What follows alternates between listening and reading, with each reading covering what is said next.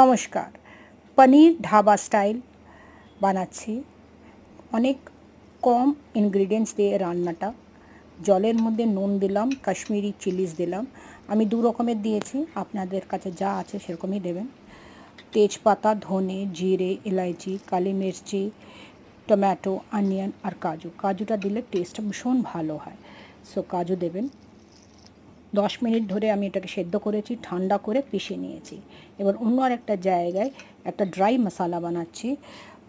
Kashmiri chilli, এলাইচি, clove, সৌঁফ, জিরা, black pepper, ধনে আর কাসুরি মেথি দিয়ে এটাকে ড্রাই রোস্ট করে ঠান্ডা করে পিষে নেওয়া। বেশি যদি হয়ে যায় রেখে দেবেন, অন্য তরকারির মধ্যেও দেওয়া যেতে পারে।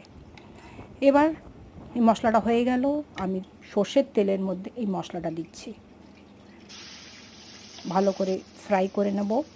তারপরে দিলাম হলুদ আর দেগি মির্চি। দেগি মির্চিটা অপশনাল, না দিলেও চলবে। দই দিলাম, দই দিয়ে ভালো করে এটাকে নাড়াচাড়া হলো। তারপরে পনির দেবো।